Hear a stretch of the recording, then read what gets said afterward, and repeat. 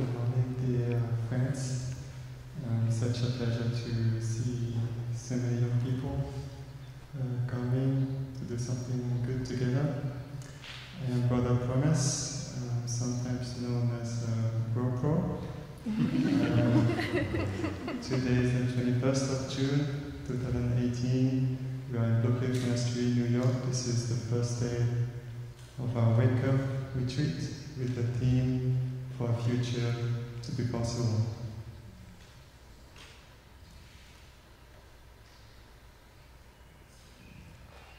We just arrived yesterday, but we've heard already a lot about mindful breathing. And I'm sorry to inform you that we're just getting started. Our teacher, Tishnatan, he would sometimes joke that there are people who say, I only teach two things, breathing in and breathing out.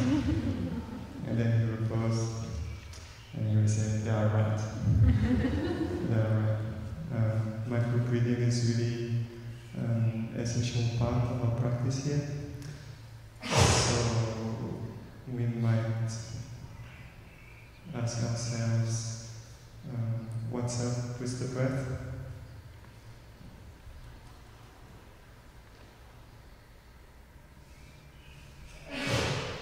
You don't have to wake up. Here is to wake up to the present moment. And we need an object that is in the present moment. And the breath is always in the present moment. So when we pay attention to the breath, we come back to reality. We wake up.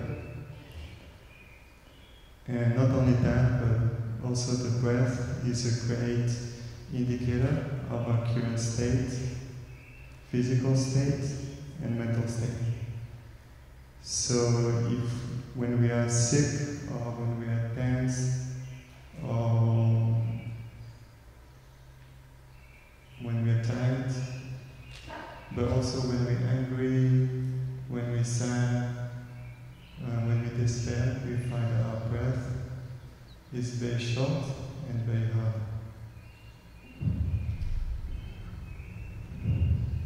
It's like panicky breath. So that's the second advantage of focusing on our breath is we notice how are we doing. And then the wonderful thing is when we keep on focusing on our breath without trying to change it, without trying to make it this way or that way, we just release our breath, we just attend to it, we just let it be. Then we will notice that our breath by itself will become a bit softer, a bit deeper. And we keep on going, releasing our breath, attending to our breath, accepting our breath.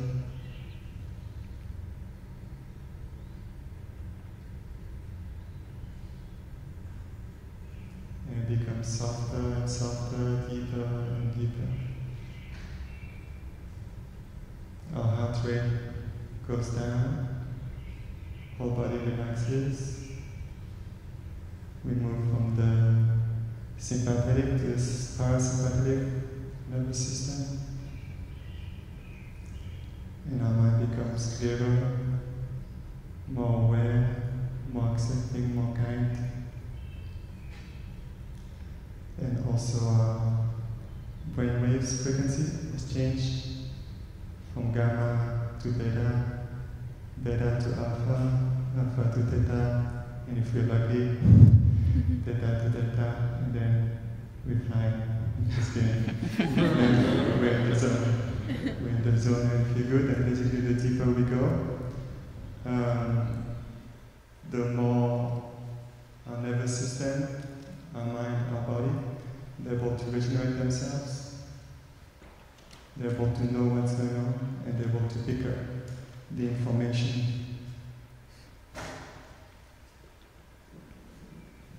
So, to wake up, is first of all to wake up to the present moment. But to wake up is also to wake up to what's making us happy and what's making us suffer. So the Buddha, by the way, the Buddha is not a name. His name was Siddhartha. Buddha is just an epithet. It means the one who is awake, the one who understands. The Buddha said,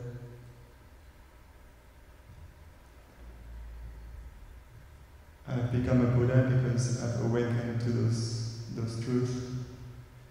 Yes, those truths. Yes, there's some suffering, there are difficulties in life. But the great discovery of the Buddha is that this suffering doesn't come from nowhere, doesn't come from the sky. There are conditions.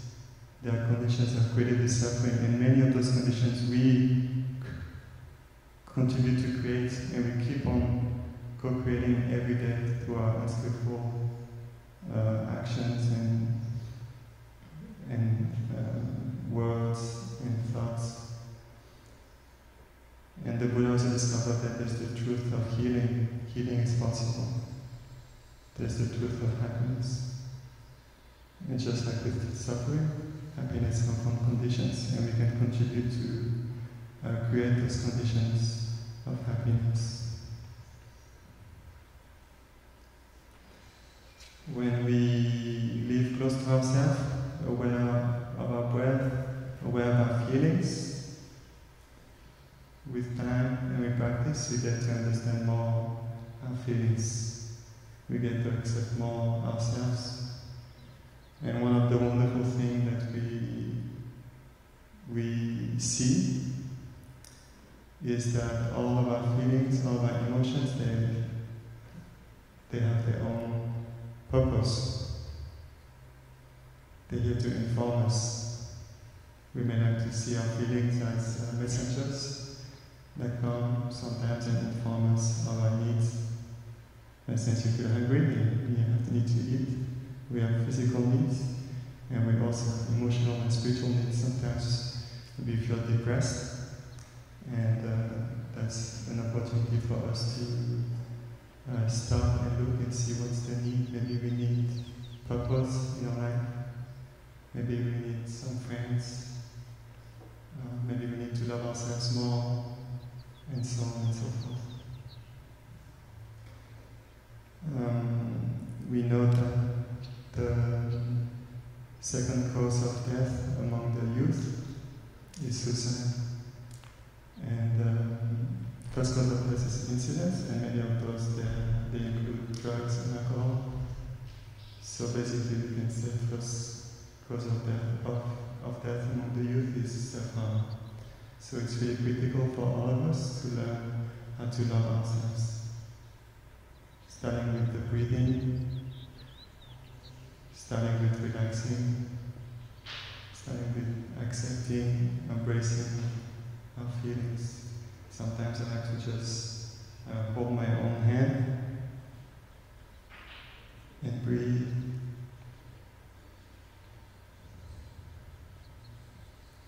And I tell myself, I am here for you. I love you. I accept you just like you are.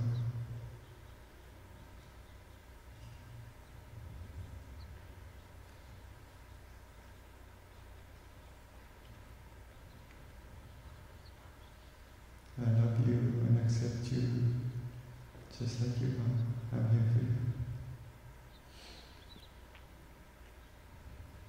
This is very healing. You know, as a teenager, I've been through a lot of difficulties, including mental challenges. I experienced self-hatred. So I come from very far, and I know it's possible to heal with good intention, with the right training, and if possible, with the help of like-minded friends. Healing is possible.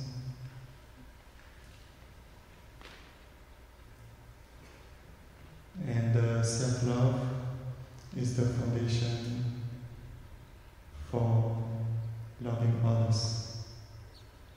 It's so important, Because when we have something inside already, it's so easy to give it. But when we don't, there's no way.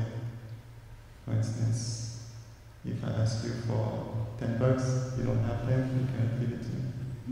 Can I borrow a pen? Or if you don't have a pen, you can't give it to me. But if I ask you for some presents, for some kindness, but you're too busy, you don't even have time to offer this to yourself, then you also won't be able to share it. So it's not selfish to really love ourselves and spend those times, just sitting or walking slowly, taking care of ourselves. It's not selfish, it's a really wise investment. And I want to really thank you for taking care of yourself. I think that's something we need to learn to say. Thank you for taking care of yourself. Because I know that when you take care of yourself, you will naturally radiate more peace, more kindness, more love. And I hope we can keep on saying that to each other during this retreat. Thank you for taking care of yourself.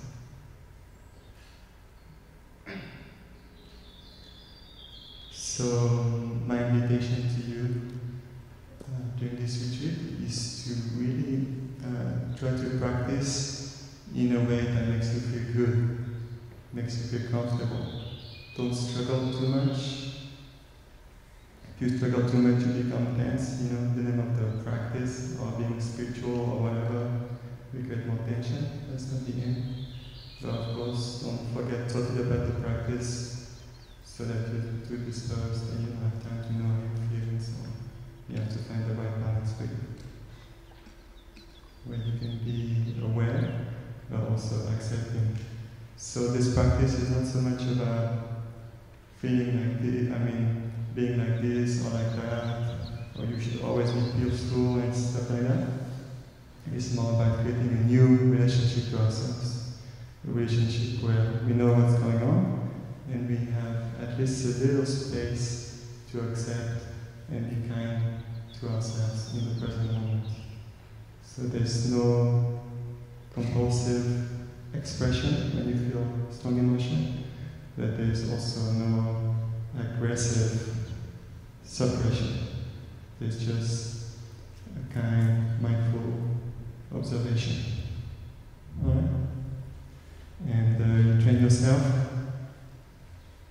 during the time of the retreat, so that you can feel good during this retreat, but you also train yourself so that when you go back home, you can continue. So you need a strategy.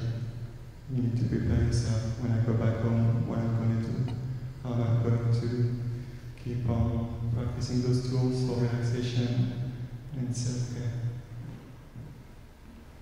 Let's listen to what's happening.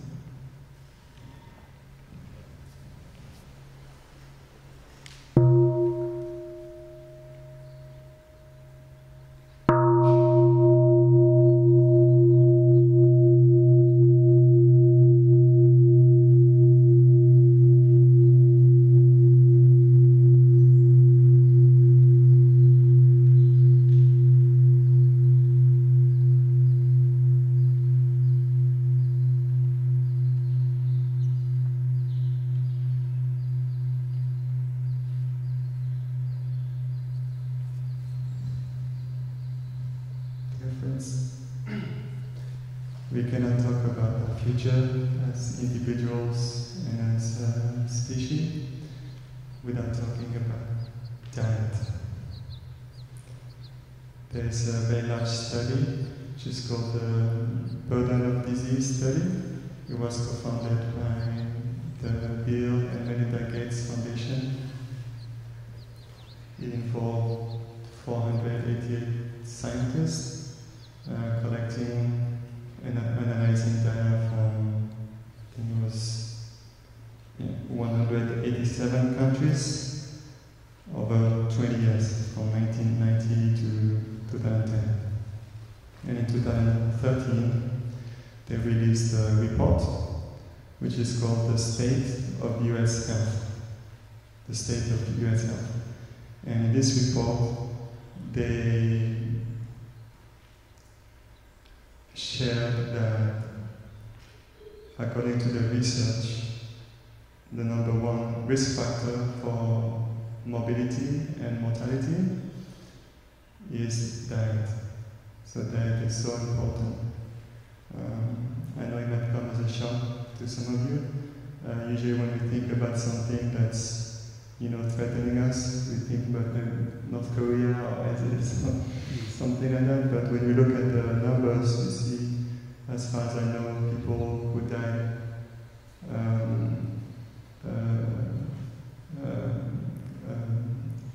because of attack from North Korea is 0 in 2017. People who died killed by ISIS, we have 8.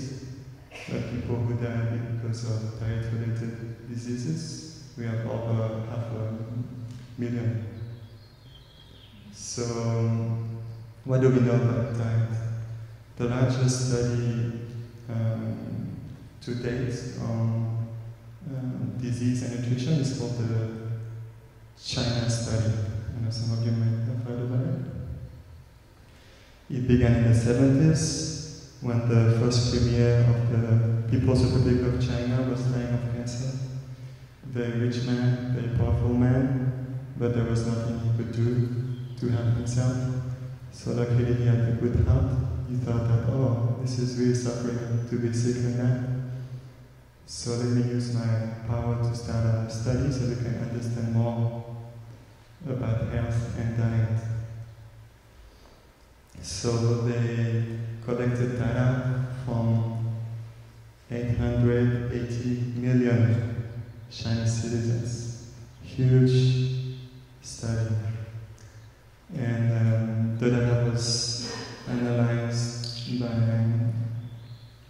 a partnership between the Cornell University, the Oxford University, and the Chinese Academy for Preventative Medicine.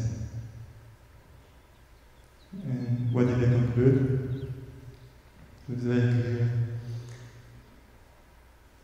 that higher animal products intake equates higher rates of chronic diseases. It's very clear. And since then there are so many studies who have shown that how a whole food, plant-based diet, vegan diet, can prevent, and in many cases reverse, top chronic diseases here in the US and other affluent countries, like heart disease.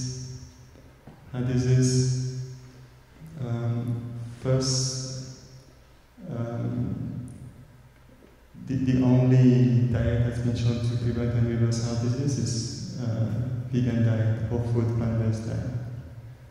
And we have cancer, high blood pressure, diabetes, obesity, and so on. So there is a wonderful book, New York Times bestseller, called How Not to Die, written by Dr. Michael Greger. I really recommend you to look it up, and if you don't have the money, you can also just YouTube it, Michael Greger, How Not to Die. He also has a YouTube channel called Nutrition Facts, and a website called nutritionfacts.org, all in one word. Very serious, very scientific resources. All the data is out there, you can look it up.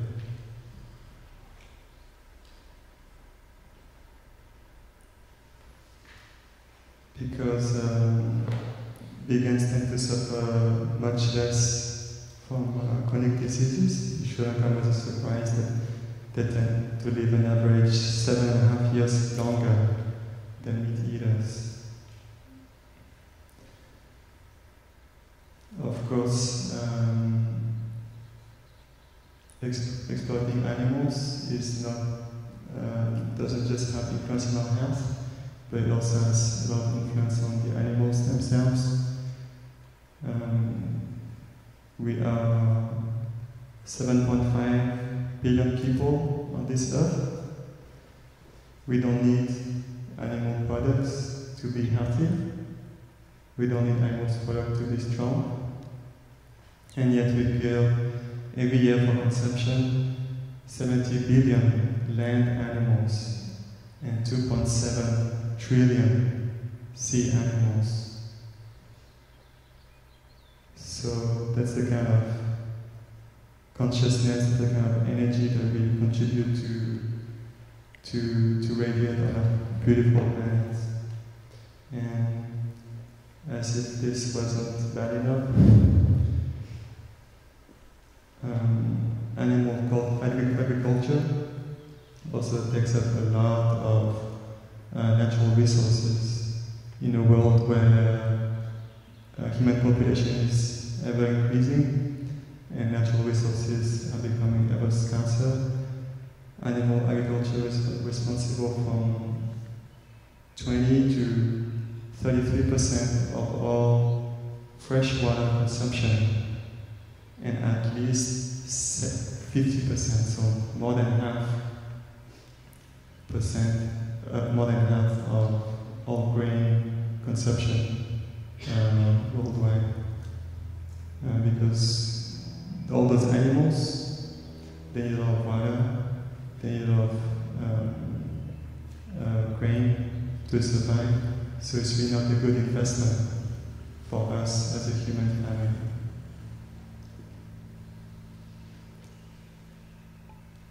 So we have a planet to save, and we need to wake up.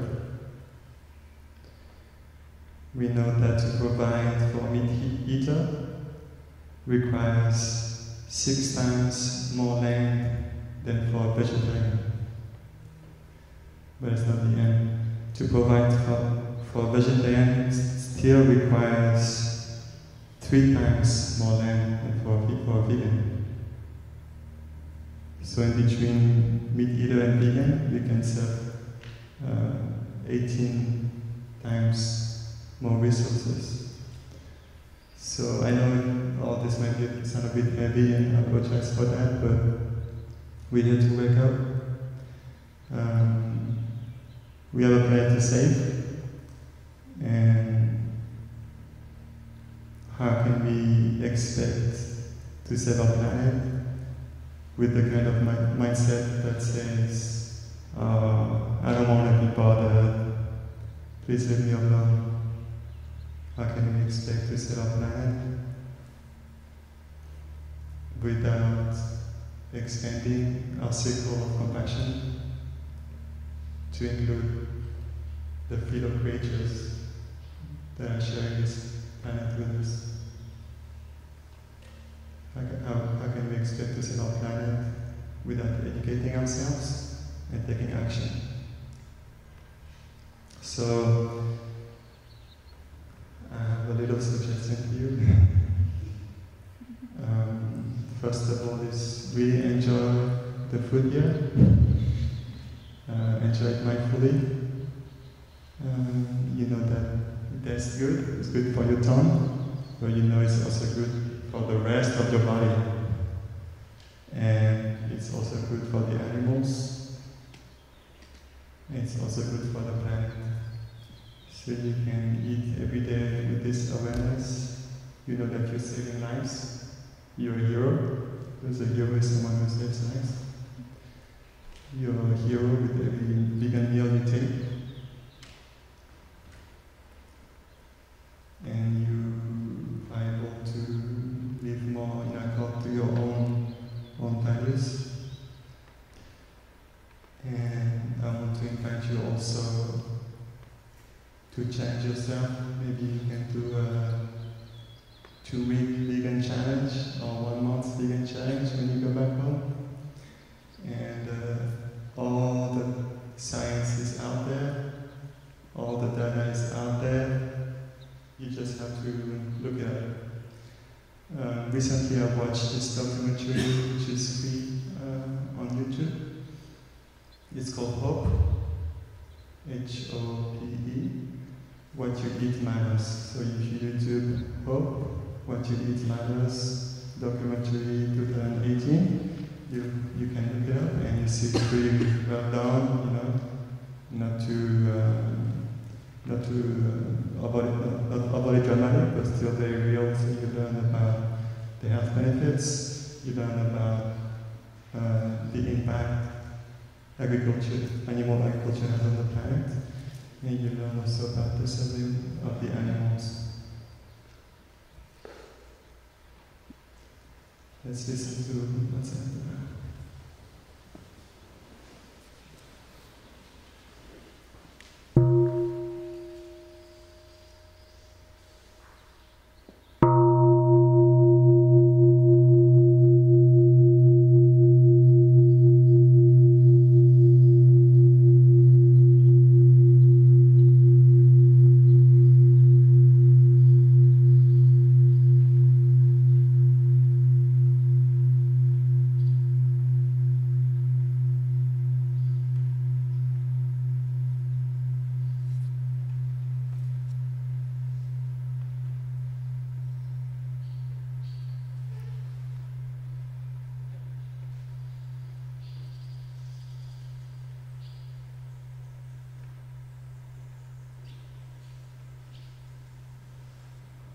Dear friends, is there anyone here who's in transition in their lives, actually between two things? You're not exactly sure what you're going to do next, or maybe you're not exactly sure what's your place in this crazy world. Right, so first of all, congratulations. Yeah, really. I think it's wonderful to not know, and it's wonderful to be open. When I was a teenager, I saw all of my friends choosing higher studies, choosing a career path, just because of peer pressure.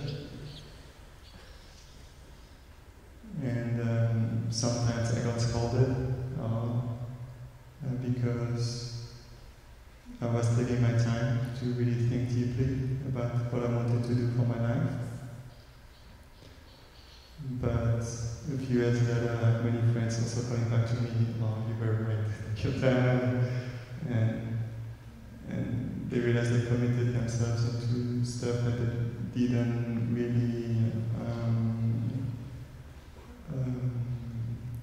agree with their spiritual values, and so they were not really living the fulfilling life that they deserve. So the usual way of thinking about our place in the world is you have to think very hard and you have to choose, and then you have to go on and live with that for the rest of your life. That's quite stressful, and I believe it's not necessary. I would like to offer you a new way to think about your place in the world. I would like to suggest to you that your place is not a point in space or in time, and your place is not even something you have to choose. I would like to suggest to you that your place is where what you love meets what the world needs. So it's about waking up and seeing, what do I love? What do I really love? On one hand, and on the other hand, what is the world needing? And this retreat have the right conditions for you to look deeply into that. When we think about what we love, we might have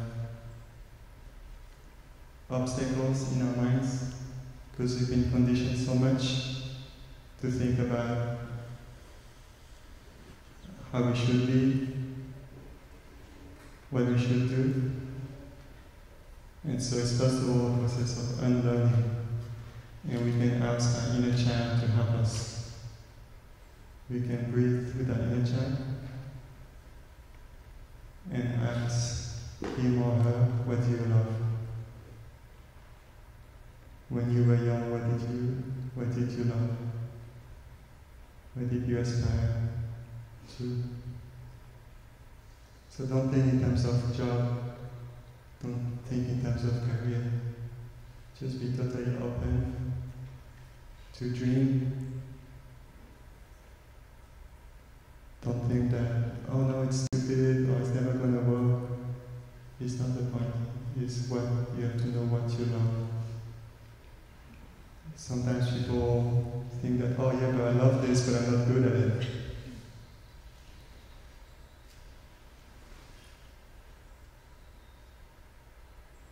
So we might want to ask ourselves, do I want to be the number one, or do I want to do the number one thing I love?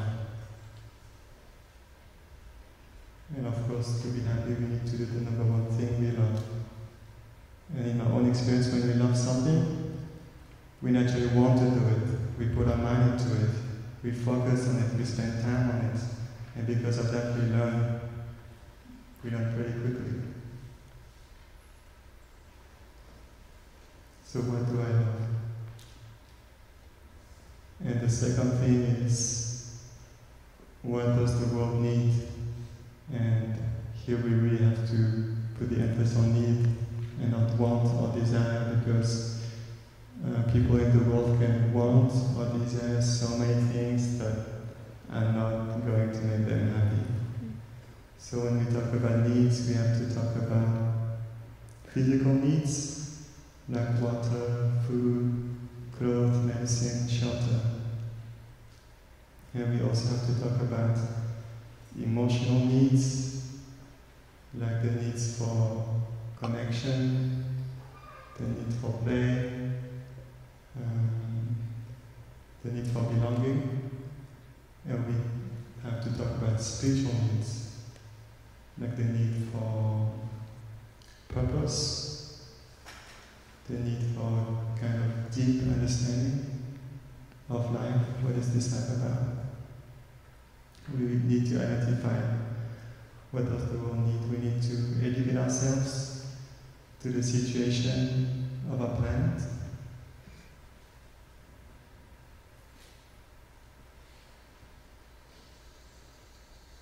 And only when we wake up to what we love and to what the world needs, can we find our place. Now your place is not necessarily my place, because there are different things you might love, because you're exposed to a different kind of environment with maybe slightly different needs. And not only that, but your place today is not necessarily your place tomorrow, because again, the conditions can change. But in my own experience, as long as we are aware of those two things, what do I love, what does the world need, then we can feel at home, we can feel we belong. Dear friends, we each have a stream in our soul. But if this stream flows in and is blocked in the middle, then we stagnate, the water will get murky. On the other extreme, if this stream only goes out and out without being replenished, if it dries up, that's the same thing for us. We all need to receive, we all need to be nourished, we all need to be grateful for the things we have, and we have to accept the beautiful things in life to nourish us. But we shouldn't stop there. Otherwise we feel like our life is lacking purpose. There are many of us in our society who have done everything they could to get things their way, and in the end they still feel as if stuck in a prison. Now this prison might be the prison of comfort, prison of pleasure. It's still all the same, a prison. And for us to get out of this prison, there's a password. We need to approach the gate and we need to pronounce the password with all our heart. The password is, how can I help? How can I help? And when we feel that we're able to receive, to be grateful, to be nourished on one hand, and on the other hand, to offer, to contribute, then the stream in our soul will be flowing, will be clear, will be beautiful, and life becomes so enjoyable.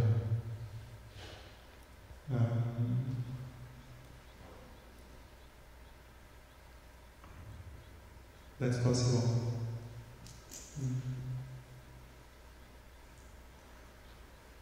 So dear friends, for future to be possible, there are so many things that need to be done. The good news is we don't have to do all of them at once. But we do have to do our part. There's a beautiful story about a little hummingbird living in the forest, and one day a fire broke in the forest, and all the animals ran away.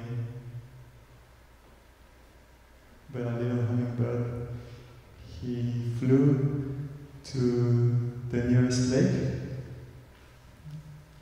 and he took a drop of water in his beak, and he flew back again over the forest fire, and he dropped the drop of water, and on he went back and forth, back and forth, back and forth.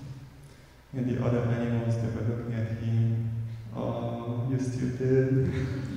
What are you doing? Who do you think you are? But the hummingbird was tough. He didn't pay notice. He just kept on going back and forth, drop by drop, drop by drop. But the animals, they kept on talking. What do you think you're doing? What do you think you're doing? So after a few flights going like that back and forth, he just stopped for 2 seconds, and he looked at them straight in the eyes. He said, I do my part. I do my part. So dear friends, there are so many people in the world who, like our little hummingbird right now, are doing their part. There are those who do their part by adopting and or promoting a vegan diet for health, for the animals, for the planet. There are those who are doing their part by working to change our justice system. They understand that we don't need justice, we just need healing. And the kind of justice that is based on punishment, the kind of justice that says you are only the victim and he is only the perpetrator, is not working. And we need to change. There are those who are doing their part by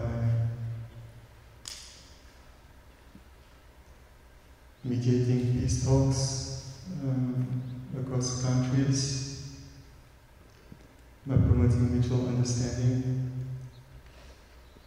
They understand that it's time to move from geopolitics to biosphere consciousness. They understand that patriotism is outdated, because patriotism is to be proud for things we haven't done and to have people we haven't met, and we don't need any of that anymore. Personally, I also practice to move beyond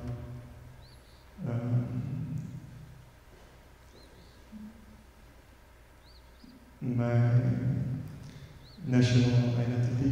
I'm French Lebanese, but I know my sounding cheesy, but now I prefer to move beyond and see myself as a citizen of the world. There are people who are doing their part by reforming our educational system. They want to bring mindfulness into schools. They want to teach kids the kind of skills that will really help them in their lives, like how to deal with their emotions, how to garden, how to cook, how to learn also, which is a very important skill in itself. They know how to attract the attention of children. They know that children need to learn by play. They need to learn with all of their senses, and they need to learn at their own rhythm when they feel inspired. So they are able to design the classroom in a way that gives more choice for children to learn and explore and teach each other. Because in real life, when we help each other, it's called collaboration. In school, when we help each other, it's called cheating. So it's not helping us. There are people who are doing their part by developing, using, and or promoting the kind of technologies that help us harness renewable sources of energy. They understand that we can't base our whole civilization on fossil fuels. It's not good for the economy. It's not good for the ecosystem. So they want to use the wind and the sun, the water, even the heat, even gravity, even waste to produce energy. There are people who are sharing and all creating platforms for the sharing of the knowledge of self-help. They understand that self-help is the most important knowledge there is for us to share. Self-help is how to take care of ourselves, how to improve our lives for ourselves without having to use money or rely on other people. So that might include how to take care of our health, how to take care of our emotions, how to take care of our relationships, how to improve the quality of our household, and so on and so forth. We know that when material goods are shared, they are divided. For instance, I have $20, I give you 10, I only have 10 left. But when knowledge is shared, it is multiplied, meaning I still have it and now you have it. And because of that, the knowledge of self-help can travel in ways that we never expect. And it can help people in ways we never expect. So we are in the information age, and the sharing of information is really changing our whole societies throughout the world. There are people without money, but they can afford higher education just online. heal themselves by learning online. There are people who can learn languages online. All of this is very beautiful. So there are many people who are doing their parts. They decide to focus on what they love and just address one need. And because of that, they feel that the stream inside of them is flowing beautifully. So the question is, how's your stream doing?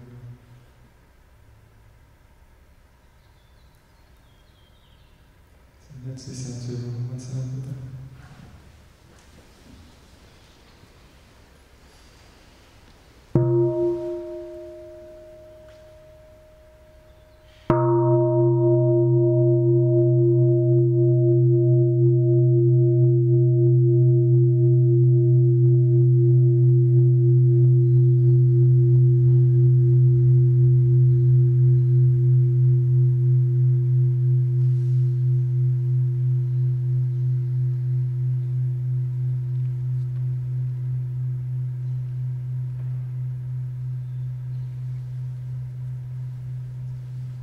Dear friends, last thing I want to talk about this morning is communities.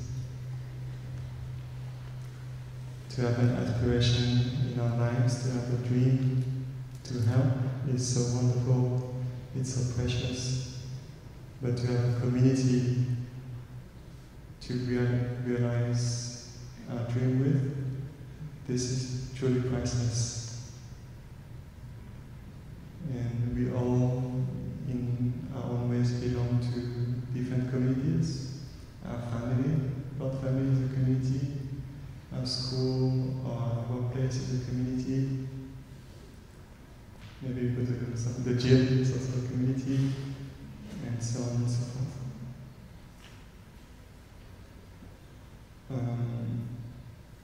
So the question I would like us to reflect upon is how our community is helping us or not helping us to live those aspirations. And what are the communities we can join that will help us realize our aspirations? You know, we are social animals, we really need people, we really need friends, we need to interact. But sometimes, I talk for myself before our day, can be very hard when you have to choose, you feel you have to choose between being like everybody else and sacrificing your values, or living up to your values and being criticized or losing friends. So just know that you're not alone in that case, and that you don't have to choose between the two. There are communities that can help you take care of yourself and realize your beautiful aspiration. And it's up to you, it's up to us to reach out and find those communities and be part of them. Obviously, the Wake Up community is one of them, but just to make it clear, I'm not saying this is the best, and of course I'm not saying this is the only one. The community here can be anything, again from your own family, to an NGO, to an association, to a club, even to a Facebook group, online forum, company, and so on and so forth. And I believe we each need several communities for us to be nourished.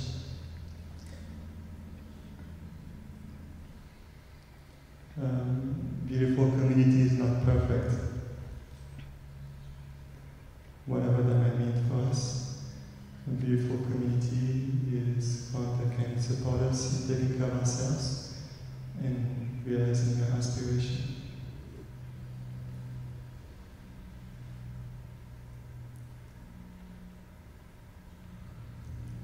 So during this retreat, again, I give a lot of homework today and time, but during this retreat, I want to invite you to really enjoy the friendship here, the brotherhood, the sisterhood, the connection. Allow yourself to be nourished, allow yourself to nourish others, and allow yourself to notice what it feels like to belong to a group of people in which you can feel quite comfortable, and in which you don't have to be someone else or sacrifice your own values. And then, of course, contemplate, when I get back home, how can I get the same things? What are the communities I can reach and belong to? And the wonderful thing is, whenever you do this for yourself, at the same time you're doing it for others. Because you're making it easier for others to also live up to their own values.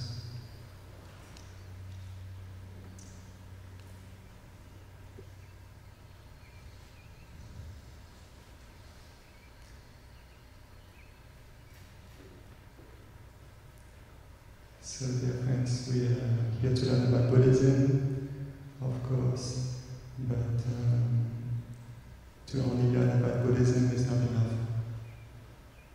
Because Buddhism is about waking up, and waking up can only happen in the here and the now. So, we're not in India, we're in the United States, we are not 600 BC. We are in 2018, and there are real challenges we need to face and we need to address. So we need to educate ourselves, and without being overwhelmed, just find something small for us to contribute. So I've had this idea, I think it's a bit funny / crazy idea, that we can come up with 2 mantras for us to practice. They would be the 2 mantras of American Buddhism. And first mantra is bring it home. Means you have to make it yourself, you have to make it your own. You have to know how you feel, you have to know what's good for you. And second mantra is keep it real. Keep it real means you keep it like that. You keep it relevant to your own life, you keep it relevant to the world you're living in. And that's how we make Buddhism alive. Buddhism is about waking up. And we need to wake up for a future to be possible. Thank you.